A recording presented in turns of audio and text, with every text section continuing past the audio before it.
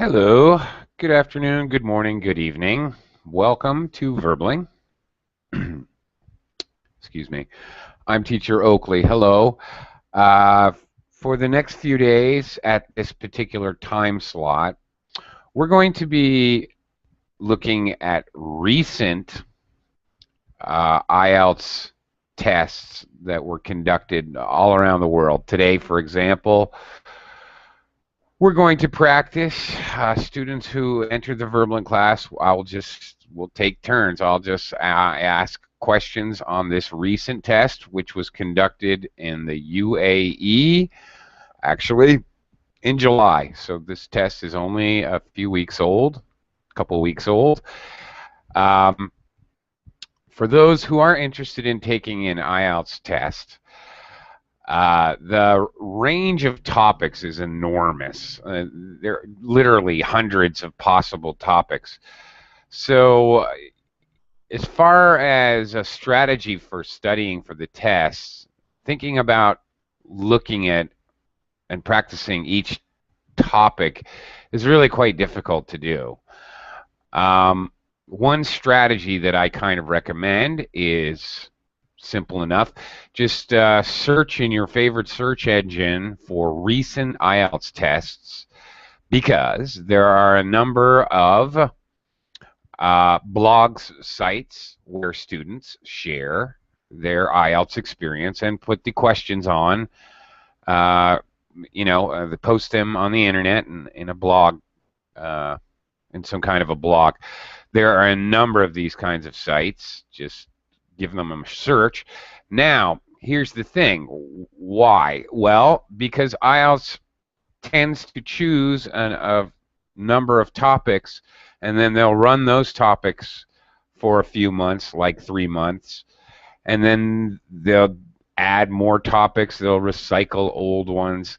So basically, IELTS has their test, which runs on a cycle, and then 3 months later it's different, and then 3 months later it's different. So a good strategy is to look at recent tests, because obviously your likelihood of running into topics in the current cycle obviously are raised dramatically. Now, for those of you who if you're not planning on taking an IELTS test, please join me anyhow, because you are going to practice speaking. Basically, we're going to do the questions from this recent test, just in order, however many students are in the class. I'll ask the question, you answer, and I'll give you feedback in terms of IELTS scoring, but also obviously in terms of good English usage.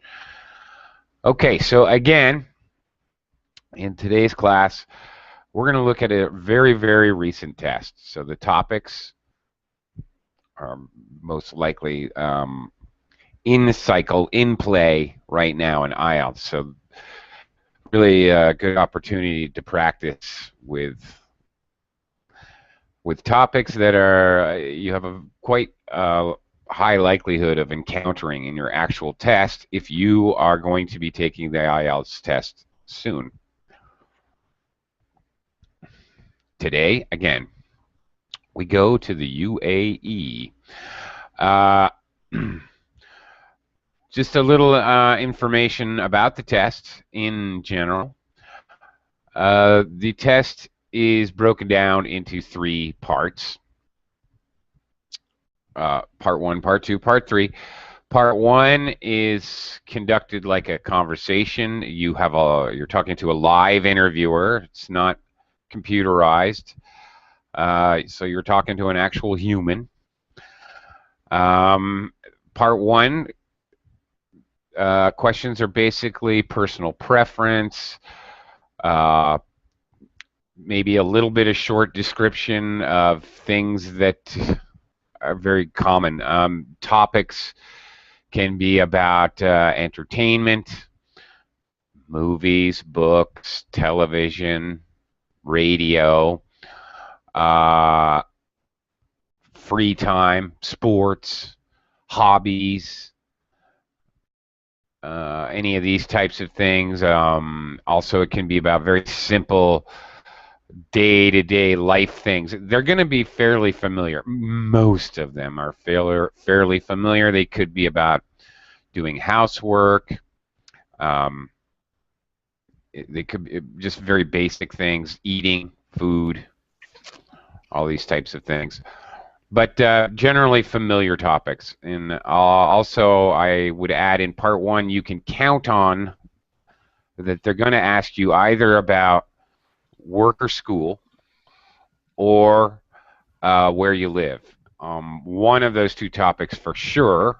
This is the only thing that we know will be on the IELTS test. Everything else is catch as catch can. You don't really know. Hello, Alexandra. How are you? Hello. I'm fine. Hello. Well, that's Thank you. good. Okay. Are you still in New York? I am. You are. Okay.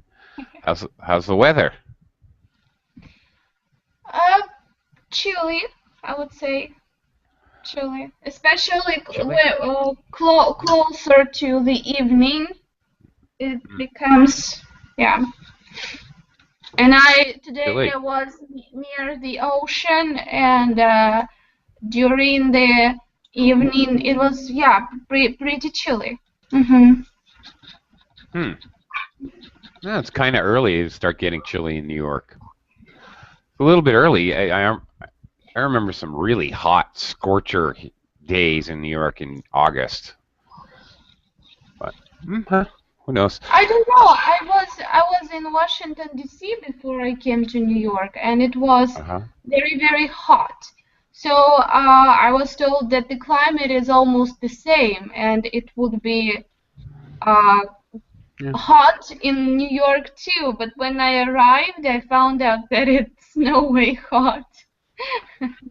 Yeah, it's definitely a bit cooler in New York than Washington. I mean, obviously it's north. Anyway. Uh, okay. Well, what we're doing today, we're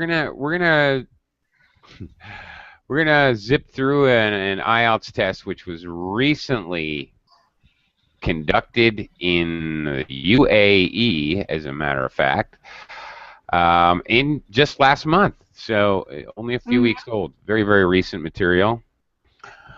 Uh, all right. Shall we give it a try? Okay. In the actual, I was talking about the different parts. So let me just finish that. Part one, personal questions.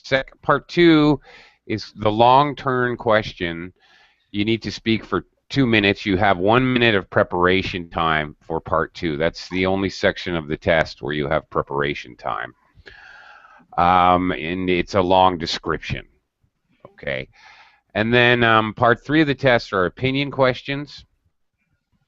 You definitely should be giving a longer answer.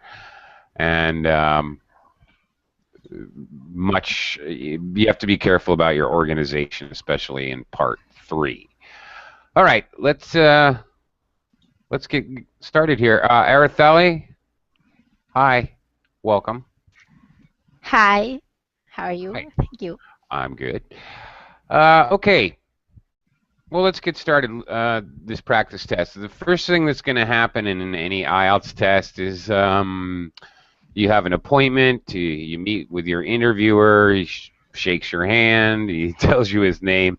He asks your name. He's going to ask for your ID. Make sure that it matches with his information, and you have to write down your number, whatever. It's no big deal. The uh, and then the interview commences. Okay, so Alexandra, where are you from? I am from Russia. Okay. Uh, Good. Uh, okay. Obviously, we're practicing this as if it were an IELTS test, so you're going to want to use full sentences. Part one of the test, you should go for a couple sentences at least, more if you can. You can never lose points by speaking too much. Okay. Araceli, do you work or do you study? I work as a teacher. Okay. And do you like your job?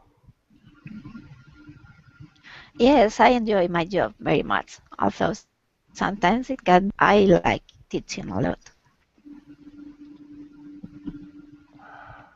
Okay.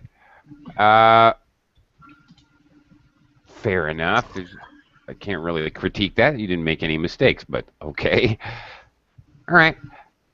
Again, speaking as much as you can. Alexandra, how about you? Do you work or do you study? Right now, I neither work nor study.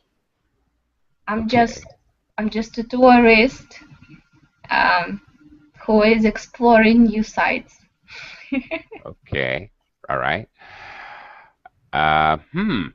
That could be interesting in an IELTS test.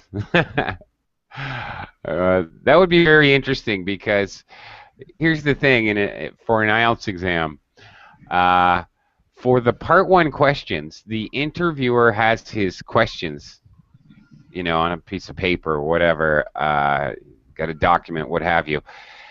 Uh, he has, in part one, the interviewer has to follow his script. He literally has to ask the questions on his piece of paper for part one. Part two are already pre-written, so obviously he has to follow exactly. He's gonna hand you a card or a piece of paper with the question on it. So obviously that is completely preconceived and done before you take the test. In part three, the interviewer can actually he can do whatever he wants. He may have some questions that he's thinking of asking, but he can reform the questions. He can turn the questions into past or present or future tense. Um, he can, in part three, he has a much more leeway to create his own questions so that he can try to extract from you material that he hasn't not yet heard. Whatever, maybe he wants you to use modals and future tense, so he'll ask a future question. Maybe he wants to hear how you format a choice question, either or kind of question. So, all right. So for part one, that all boils down. In part one, you're almost certainly going to have the question: do you work or do you study? So if you say I don't do either, he has no choice but to. It's very. I don't know what they do actually, because he's going to have to ask you more questions. So I'm not sure what he's going to do. Probably maybe They ask have you. to be flexible. They have to be flexible. Yeah. Well, they should be. Yeah, but they're really not. I suppose he would ask you, okay, before your vacation, did you work or did you study? But this is so restricted. It's not a real time speech when you are Oh given no, some scope and you can't go beyond this scope. This is very artificial, in my opinion. it is Because absolutely. real life doesn't have any scopes. You just go out into the street and you have to speak anyway. That's absolutely true. And the whole strategy for the IELTS test, or TOEFL or TOEIC or CAA, whatever, all these tests are structured in a way that they are trying to extract from you as much variety of everything: verb tenses, descriptive clauses, as much vocabulary, idiomatic, and collocations and colloquial expressions. They're trying. It is artificial. Yeah, absolutely. I couldn't agree more. It is artificial. It kind of has to be artificial. Nobody speaks and is trying to actually cram in past, present, future tense, and of course not. It's kind of a weird idea to speak that way naturally. Absolutely. No, it's not natural. You're absolutely correct. So I suppose they would say something like, all right, before you went on vacation, did you work or did you study? Okay. Um, okay, let's go on to the next topic. Alexandra, do you like shopping?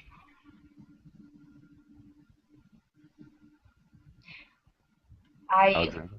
Yeah. I dislike shopping to the very extent it may be.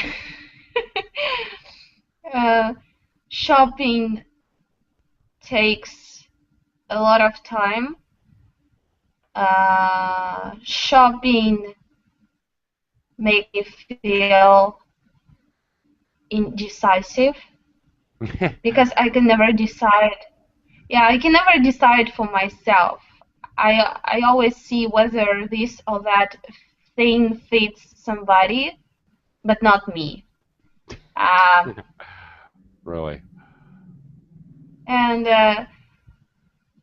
I'm not very much addicted uh, to clothes or any kind of things. I think my greatest passion is books, and in here in New York, I've been to the biggest bookshop in the world.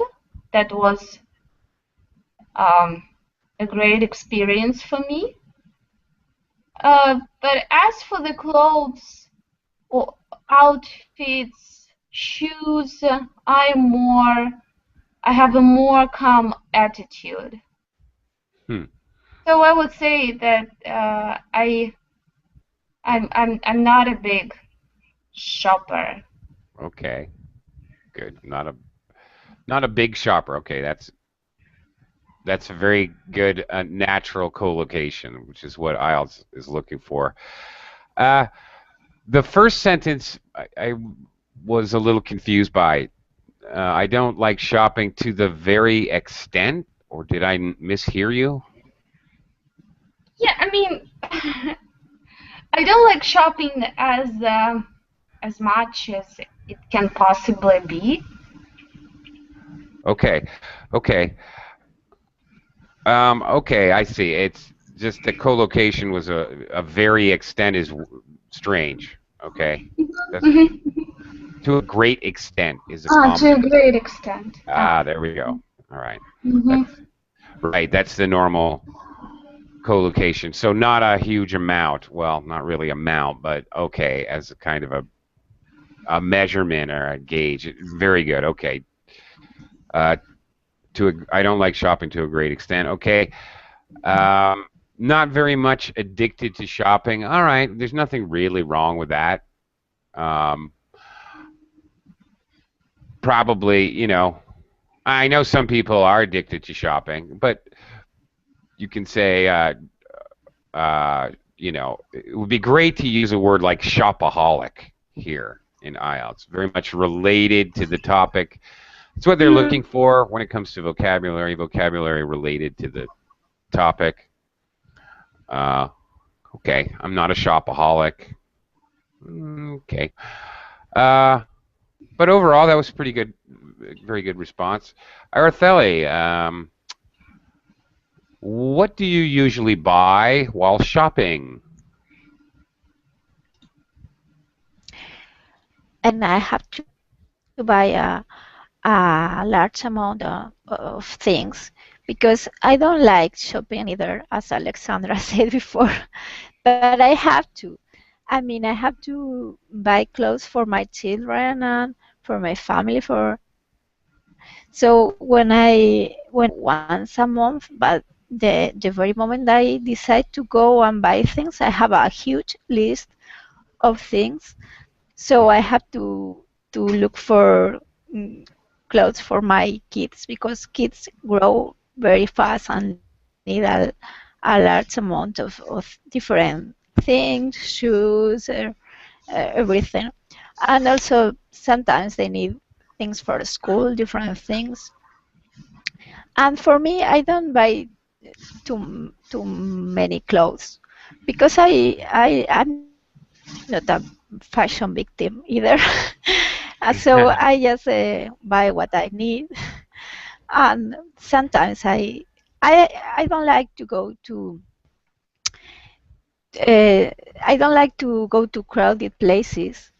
So when, for example, in the sales, I don't enjoy going to the sales very much. I know a lot of people do, but I don't mind paying a little more money. I don't want to queue and be searching for something that fits me, and maybe I don't find the right uh, thing. So I just try to keep my shopping not too not too stressing for me.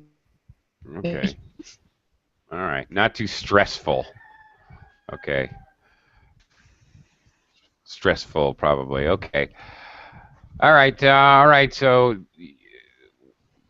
okay, that was very good. A couple small things. I think you said, if not exactly, something like the very time I have to go shopping, I have a large list, which might be better. Okay, at the time or by the time I have to go shopping, I have a huge list of things I need. Uh, okay, and not a mistake, but some other vocabulary that could be used. Yes, we have shopaholic. I mentioned earlier. Of course, then there's I don't know if this is a real word or slang or what, but a fashionista. I'm not a fashionista. Or usually we say a woman is a fashionista. A man, we might more commonly say that he is a clothes horse. Yeah, somebody who's really, really into clothing and new fashion and all that. Really nice, wearing nice suits and all that. Okay, Alexandra, would you like to work in a shop? Would you ever consider working in a shop, retail shop? Any kind of shop. I mean, Yeah, I guess it's a general question. You can, however, all right, this brings up another point. Would you like to work in a shop? Okay, this is a very general question, obviously. What kind of a shop? Exactly. So you can do whatever you want with your answer as long as it's about working in a shop. So you can talk about shops you would never work in, shops that you would like to work in. So you can do whatever you want with the answer. So, okay, in general, would you work in a retail shop? I have never considered this idea. So, just off the top of my head, I would say no. Okay. And I think I should give a sound reason for that. Yeah, I think so. Yeah, absolutely. Yeah, exactly. Yeah, why? Because they're in the actual IELTS test. Yeah, you should give a sound reason because they're going to ask you why anyway. So beat them to the punch. Because working in a shop implies two things.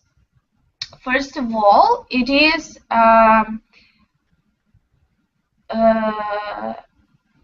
you need to have good interpersonal skills, which I think I do have, but only with people whom I know more or less. And people are different with different tastes.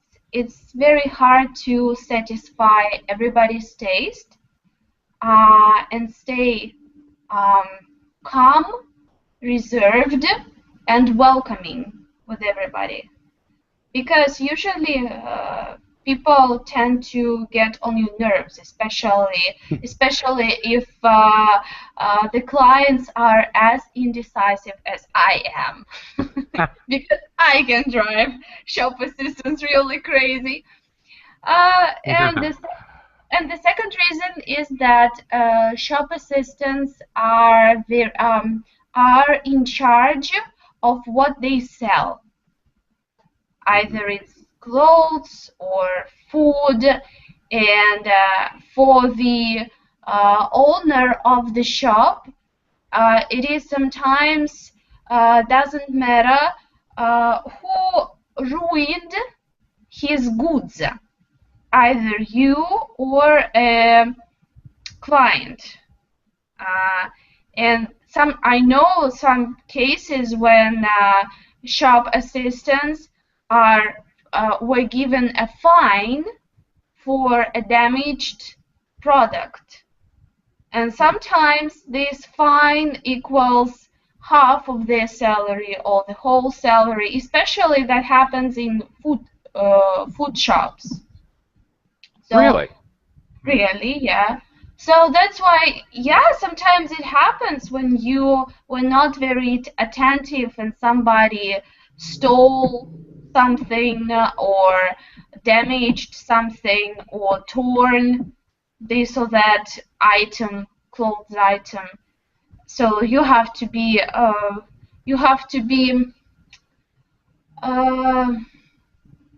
I forgot how.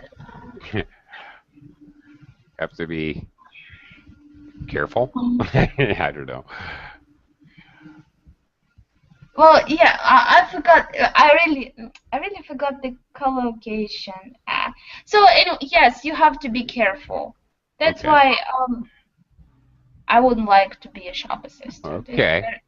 It's very, yeah. All right. Now, well, hey, what happened to Nader? Nader, where did you go? Okay. Um, all right. Well, that was a very okay. That was a very extensive answer. Okay, great. Just keep going. I let you go. In the actual IELTS test, or for those who are really taking an IELTS test, probably, in all likelihood, if I was the examiner, I would have stopped you. All right, but don't don't if you take the IELTS test and the examiner stops you, this is in all likelihood it's actually a good thing, not a bad thing. Um, it's a bad thing if you're repeating yourself, you're saying the same thing over and over again, then he's stopping you because you're just hurting your score. But it's a good thing if he stops you because he has already heard whatever verb tense, grammar construction, or vocabulary he was looking for. So he just wants to move on with the test. So, and it means that you're speaking enough. If he never has to stop you, actually, that's a bad sign. It means you're probably not speaking enough. You're not developing your answers with enough detail. Uh, okay. Sorry, but do you have Yeah. a limit of time for your answer? No. Because I took the Go ahead. yeah, I took the first and the CAA. I think they are similar to IELTS. Mm-hmm. And Yeah.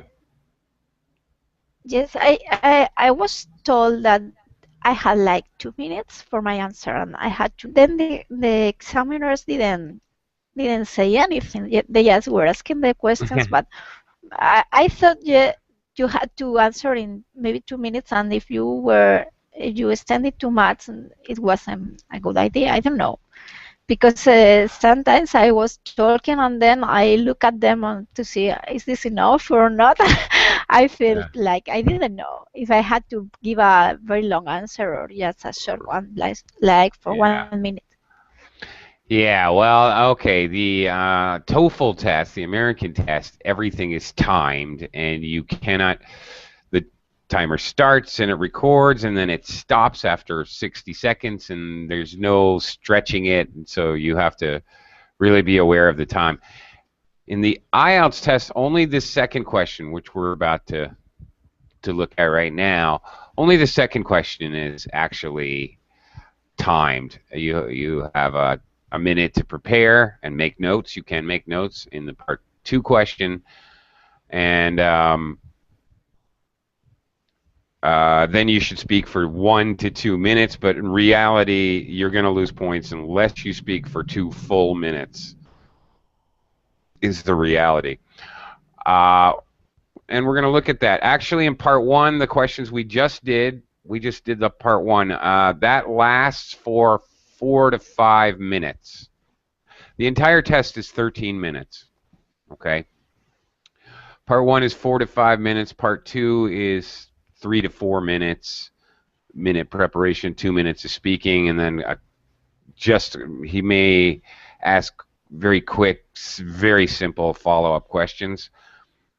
And then part 3 is 5 to 6 minutes for a total of 13 minutes.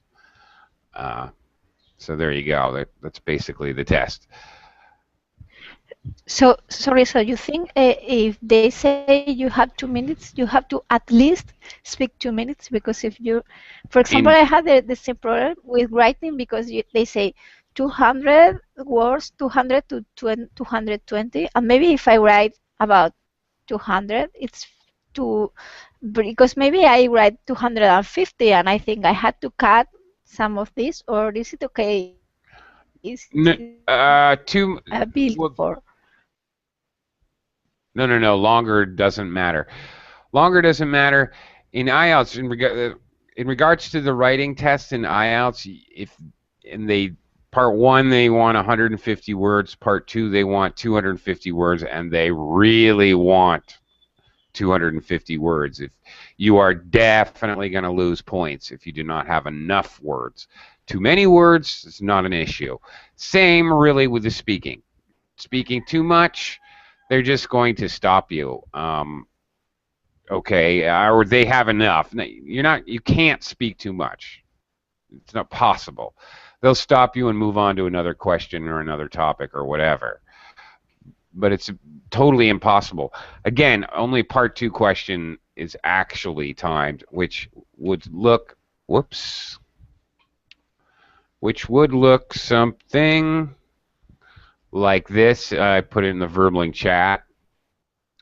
They're going to hand you a little card which says describe or talk about or tell me about whatever. Basically, it's always a description question. Talk about a sport that you like to play or watch. Okay, now this is a part 2 question, so it has bullet points. What sport is it? Can you explain the rules? Ooh, why do you like this particular sport? Okay, so the question is sports. Hi, Nader. Hello. Hi, how are you today? I'm doing okay. A little sleepy. I think you are tired.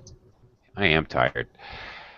Yeah, I had a birthday party yesterday. My daughter's birthday party. So we had some late guests. Ice cream and cake and all that. Yeah, I'm kind of exhausted. At least it was a happy occasion. It was a very happy occasion.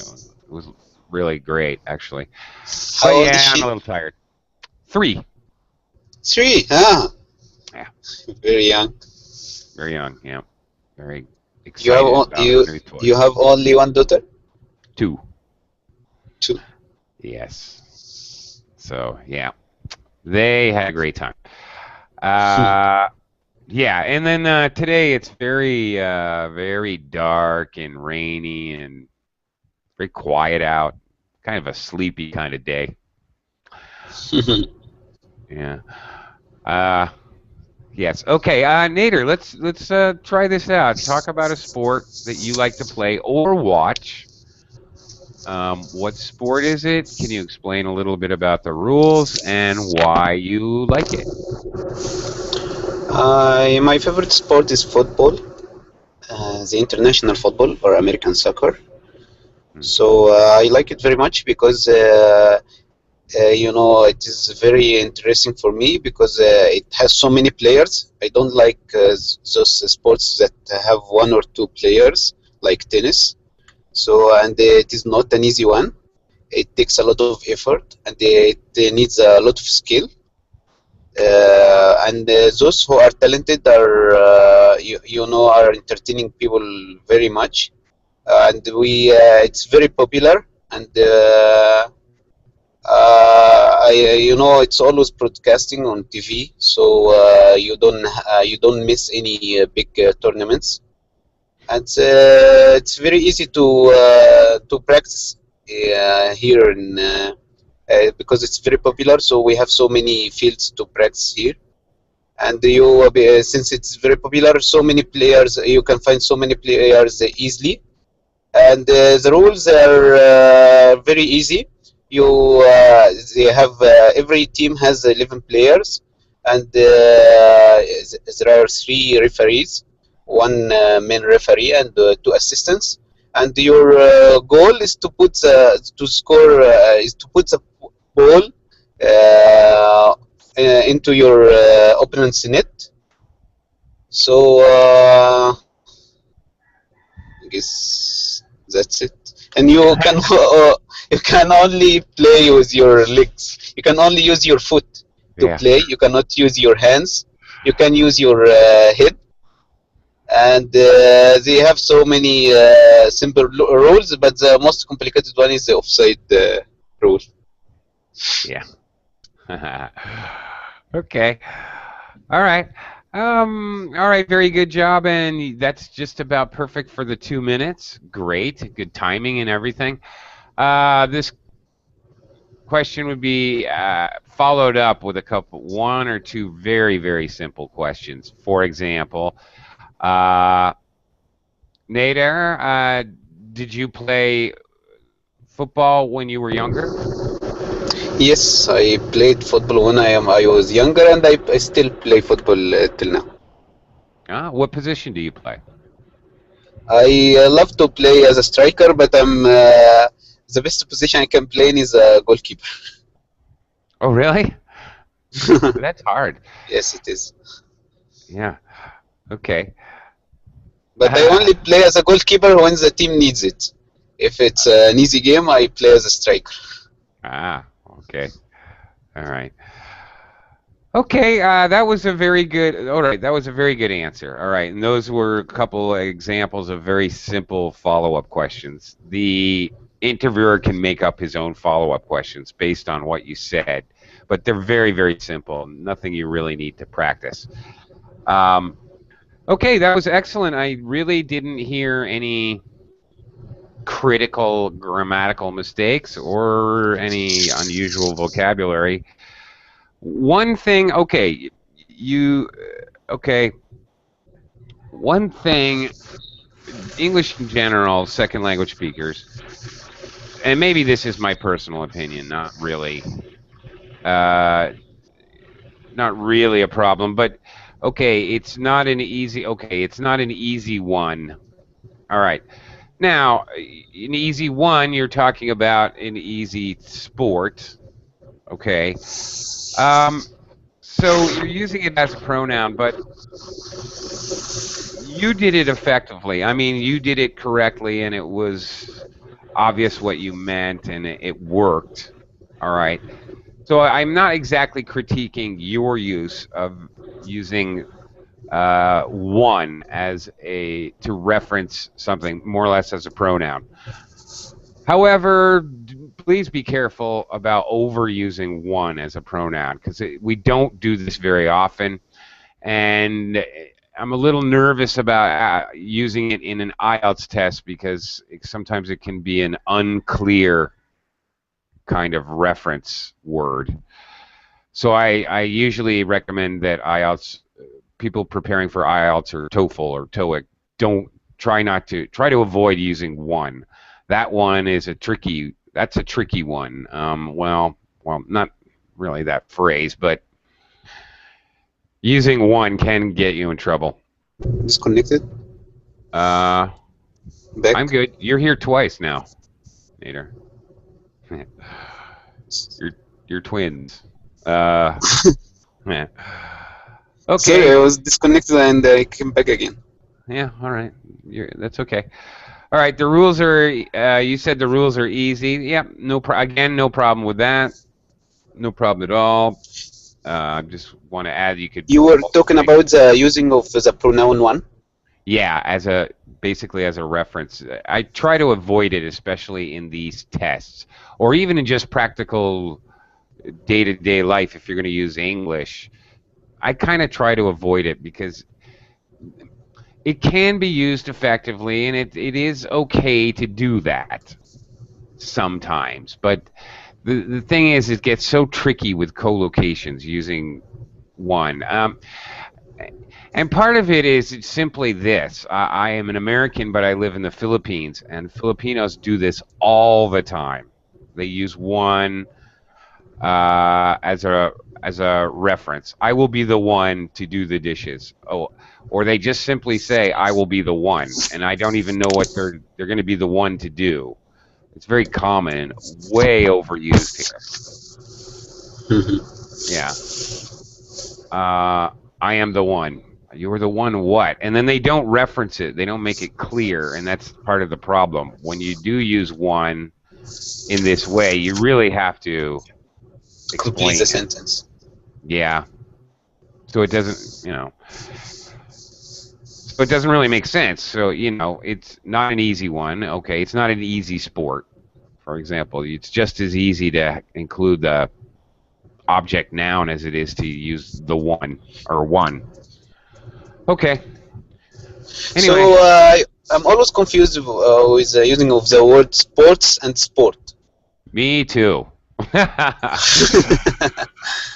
Yeah. So Me too. Yes, because can the you please reason that shed some light here? I can try.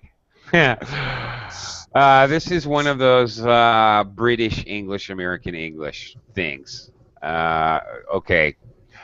Kind of like math and maths. This one I know. This British maths. Yeah, right. Okay. We have the same kind of problem here. What sport is it? Okay, that's okay. Why do you like this particular sport? Okay, sports and sport. See, American, when he's talking generally about it, I enjoy sports. All right, but a British person would say I enjoy sport. Another one of these things where they consider it as one. They consider it as singular, one unit. Actually, we see the same thing in American and British English when we're talking about, for example, the government. Okay. Same kind of thing. Or let's see, what else? Other group, family. The word family, a group. All right, bring it British. Okay, how is the family? How is family is kind of considered as one thing, actually plural thing in English. It's actually twisted. But anyway, sports is usually how it's used in American sport. They don't add the S for the British version, I guess. I enjoy many sports as an American. Okay, it's countable, in other words. And the adjective is sporting car. No. So that's tricky. Okay, sporting is a word, but sporting is an adjective, but it has a little different meaning. Sports car, okay, is what you would, sports with an S. He drives a sports car. Can be used as the adjective, for example, there. Because sporting has a different meaning. Sporting meaning fair play, governed by rules. All right. Often co-located with chance. We need to give him a sporting chance. All right. I mean, all right. Like a fair chance. All right. But it has really nothing to do with sports per se. Kind of weird. All right. Well, another word that is very confusing for me is it worse. Is what? Worse. Is it worse? Does it worse it? Worse as in bad. No, Okay, not bad as in word. worse. No, no, worth, worth. Wars? Are you saying wars or Worth, maybe with the th. Worth, worth? Oh yeah, okay, worth. got it. That's it. Worth. Uh, So okay. the using of this with verb to be and is it worth? Is it a verb? Is it an adjective? Very confusing for me. Oh yeah, okay. I see what you mean. Okay, all right. Is it worth fifty It dollars? worth. Okay, It worth. worth. Is it worth it to take IELTS? Okay. Hmm. So Uh, is it a verb? Is it an adjective? I cannot. I don't know. the car's worth is no. It's okay. It's an adjective.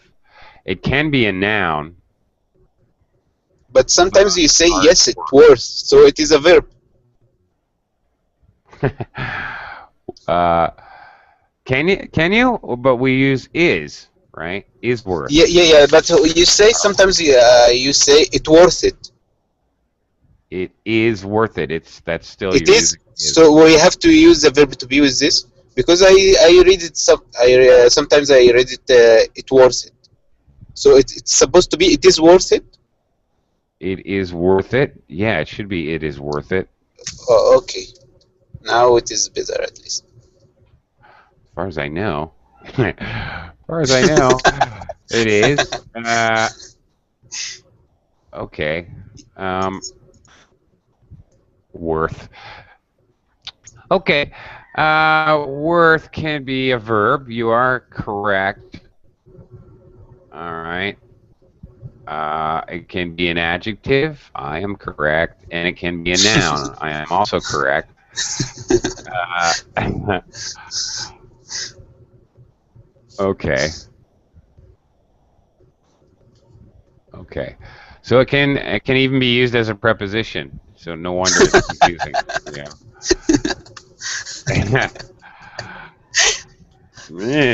Guess I should have a class just on worth, Oh, actually. please, please, please, please! I will be the first one to Yeah, attend it. looks like I could. Yeah, because that's a lot of material. That's a whole class worth of material. All right, we'll do that. We'll do that Okay, coming thank you up so later. much. Yeah, sure. Thank you for considering. Yeah. Well, thank you. I love it when you guys give me ideas for classes. So I should be thanking you. I Okay, think that class it will worth it. it'd be well worth it. Yeah. Okay. Okay. Let's move on. Now, I have to qualify what I'm about to say because I recently had one of my private students took a test in Qatar and in Doha, and it did not follow this pattern. Normally, the part 3 opinion questions are going to have some kind of relationship to the part 2 question. So something about sports, in other words, um, and opinions about sports would be the natural follow-up question. And I see that this test was also taken very recently in the same region. As a matter of fact, I'm giving you questions right now from UAE. So here we have followed that pattern, and the part 3 questions. Maybe this was just an anomaly. My student got an interviewer with, I don't know, a brain aneurysm. Who knows?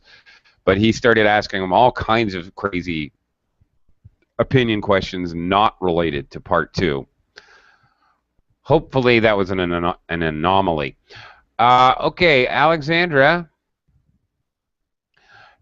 Hmm.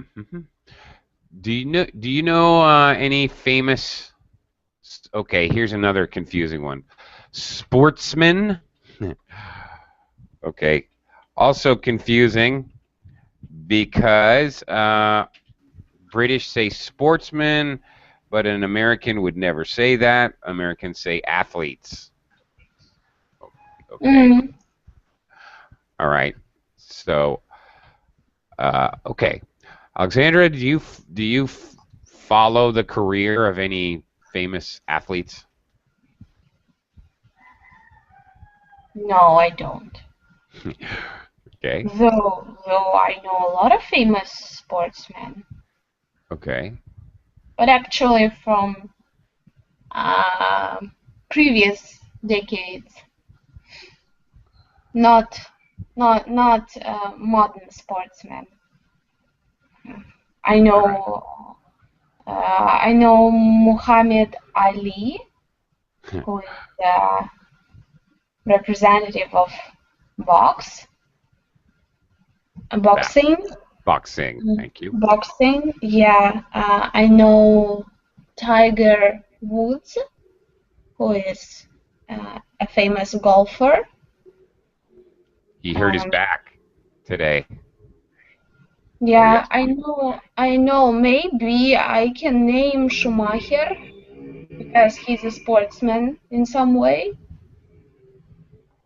You know, Who? I'm sorry. Very loud call. Michael Schumacher. Oh, Uh, Shoemaker. Yeah. Yeah. Okay. mhm. Schumacher. Yeah. Who is in a very bad condition right now. I think he's in coma. Hmm. Yeah, but I didn't follow I didn't follow the career of any of these famous people, and I forgot the name, but I also remember the first African American baseball player, James or Jesse, someone. Uh. Oh my goodness. Jackie. Yeah, Jackie Robinson, I think. Yeah. That's it. Yeah. Yeah. Right. Yeah. They just like a year ago they had a movie about him. Okay. Very good. Now, see, this question is very, very general. Do you know or do you follow any famous sportsmen? It's very general, but okay, very good. The first question in part 3 is usually sort of an introductory question, a very general question of this nature. Um, the mistake people usually make is trying to answer it with a very short and general answer. So giving a little detail would definitely, as Alexandra did there, and even giving examples, even though she doesn't particularly follow them very carefully, okay, at least you're giving a nice full answer. Part 3 questions um, really you need to speak more than part 1 questions, basically twice as much, really. Okay, uh, Nader, should famous sportsmen slash athletes should they always have a good reputation? Sure, they should because they are, especially young people, look at them as models. So they should respect these people who love them, and they should at least appear as good people, even if they have. We all have our faults and defects, but at least for them, they cannot show it. So because the young people are affected by their appearance, they imitate them and they try to behave like them. So it is their responsibility to behave in a good way for these people at least, for the young people at least. Mm-hmm. Okay, very good. This is uh, this is another kind of question which comes very early in part 3, what I call the stupid question. Very good. Your answer was great. Couldn't really do any better myself. Okay, it's like an obvious question, and it's a bit of another one that's kind of a trick question because obviously the answer is quite obvious. You get, should they have a good reputation? Yes. Another one might be, should people eat healthy foods? Well, obviously. Duh. Should people get plenty of exercise? Well, obviously. Kind of an obvious answer, so it's a little bit of a trick, and sometimes test takers tend to answer it very quickly, which is kind of a mistake. Okay, Alexandra, who do you think should support the national team for a country? Whatever, national sports team. Should it be the government or a private institution? What is meant by private institution? Like banks? Investors? Possibly, yeah. Yep. Private institution, sure. Insurance companies, an airline, for example. I think it's the government's responsibility. Okay. As for private institutions, if I'm not mistaken, they are always interesting in gaining some profit. So, yes, they invest money, but they expect to get something from it. It's not for free. Anything what has to do with investing is not for free, actually. And in my opinion, sport should be sport in the first place. It can be an attraction, it can be a way of spending your free time, but in the first place, it's sport. And it's a government's responsibility to take care of sport, to promote healthy style of living, to invest money, to have your own team in these or that kind of sport. And as for private institutions, they can become the like sponsors of specific teams. And they do. And sportsmen can take part in endorsement. I think it's called endorsement. Good. Yeah. And in this way, support this or that team they like, or maybe a player they like, somebody specific. But in general, government should take care of sports. Okay. Very good. Excellent response. Plenty of detail. A couple of reasons to support your. Basically, in part 3, when you're actually giving an opinion, basically your goal is to give at least 2 reasons and supporting detail. That's kind of your goal. One small problem with a relative clause, I think you said anything, anything what has to do with investment. Okay, it should be anything that has to do, or anything which has to do, that or which, because it's a thing, right? As your relative pronoun. But that's it as far. You got the word, and some of these questions actually beg for you to use certain vocabulary, really. So you got one of them I was looking for was endorse, another one was sponsor, right? Private institutions sponsor people sometimes. Sometimes they'll sponsor an athlete. For example, they can sponsor an Olympic athlete. Maybe they give the skier skis and equipment. All right. Maybe they pay for his food, even, or a hotel room, but they don't actually pay the person. That's called a sponsorship. They don't actually give them any money, but they pay for things for that athlete.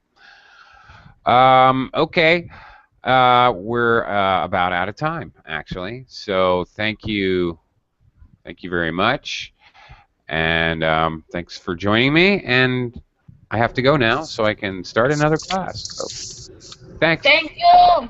Bye for now. See